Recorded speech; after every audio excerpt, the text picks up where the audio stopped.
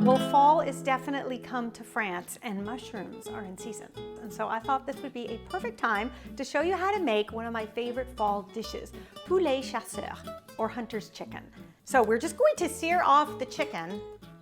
These are some big chicken legs. All right, we're probably only gonna be able to fit 2 of these at a time, but that's okay. We're gonna do it in batches because at this stage, we don't need to actually cook the chicken. We're gonna do that in the oven because that is going to assure that we get nice crispy skin. But searing the chicken this way will also create a nice layer of flavor, which will become the basis for our sauce. It's really slow cooking, but it's the perfect kind of thing to do like now when the weather is gray and it's a little bit cold in the air and you want something comforting. This is a dish to make. And once you start to get some good color on it and it's starting to turn brown, you can flip it over and go for a minute or 2 on that side, and then you want to transfer it to a large sheet pan because we are going to finish this off in the oven, and at the same time, we're going to be able to work on our sauce. Okay, now to prep our mushrooms.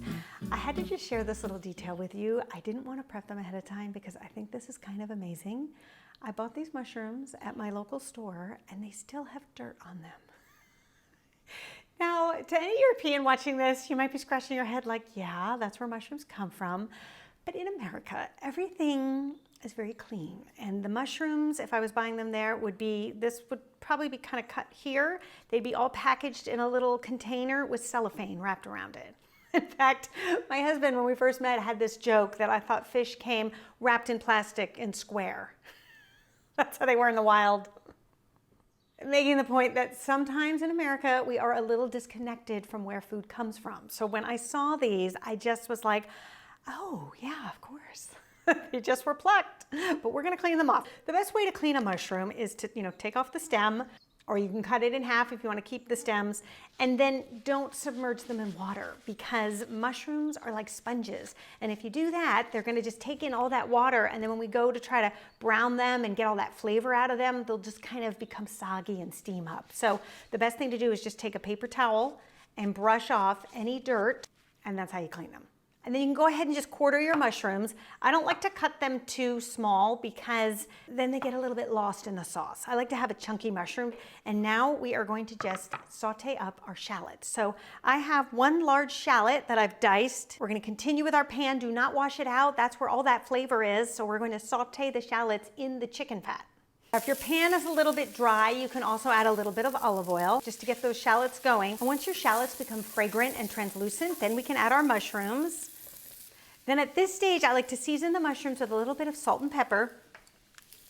And then you really want to cook these down. So this will take a few minutes, but you want to make sure that you cook them long enough so that they really develop that delicious mushroom flavor. And you'll see once they start to wilt and kind of release their juices, then you know they're ready. Now we are ready for the next step. So we are also going to add ½ cup of a dry white wine. You could use a Chardonnay, a Sauvignon Blanc. Then it's also customary to add a little bit of cognac. So I'm using about 1/4 cup. Now, if you don't drink and you want to leave the alcohol out, you could just go straight to the chicken broth, okay, which we're going to get to in a minute. Now, you want to cook down the alcohol just until it reduces by about 1/3 and it looks like a lot less volume, then you can add the chicken broth. So I have 2 cups of chicken broth here. Then you want to add 3 tablespoons of tomato paste. Some recipes will call for canned diced tomatoes or fresh tomatoes. I have found in making this, if you use the real tomatoes, the sauce gets a little too acidic and too runny. So I like the tomato flavor, but I like to go with the paste instead because I think that way you're just getting a pure concentrated tomato flavor and not having to deal with the actual tomatoes. We are also going to add a clove of garlic. So I brought very little kitchen equipment with me from Los Angeles to France because not only was it going to be expensive, just shipping all of that stuff, it really was not cheap. So we were limited to how much we could afford to bring. And also it took a long time to get here. It took 4 months. We just got our boxes last weekend. So I had to be very selective in what I brought. And the one thing that I had to take is my garlic press. I love this garlic press so much. I've had it for almost 20 years. It works as good as it did the day that I bought it. So that's looking good. Then Here's my little secret ingredient. I know this isn't traditional for this recipe, but I do like to add about a 1/4 teaspoon of Dijon mustard. I think it just gives it a little bit of a bite. It doesn't taste mustardy, so you won't know that it's in there. It just gives the sauce a little bit more depth of flavor. So I throw it in. All right, our chicken is done, so I'm gonna pull it out of the oven.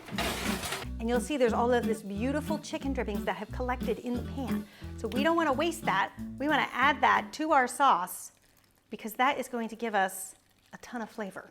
Okay, then we want to thicken our sauce because you can see it's a little bit runny at this stage. And we want a nice, thick, velvety, smooth sauce. And we are gonna thicken it with a slurry, which is just equal parts cornstarch to equal parts water. Very cold water, that's the trick. It has to be cold water, and your mixture that you're trying to thicken has to be boiling hot.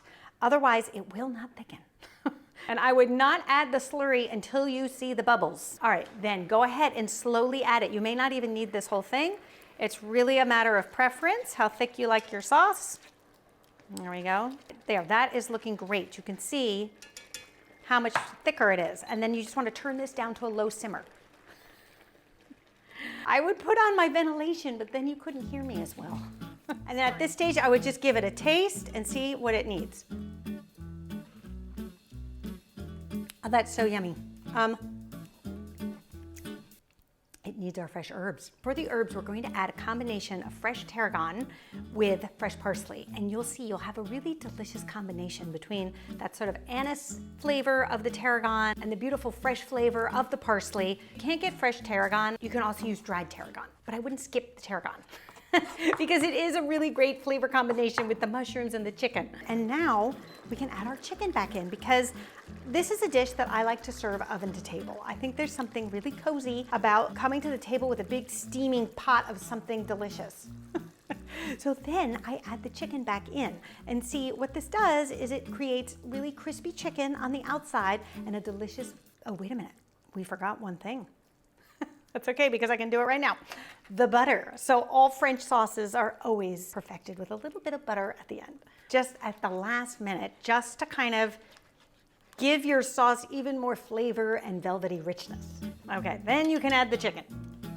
See, and when you're layering the chicken in here, be sure to spoon that delicious sauce on top. And there you have it. And I would serve this with some kind of potato dish, and I will leave you 2 of my favorites right here. See you over there. Bye.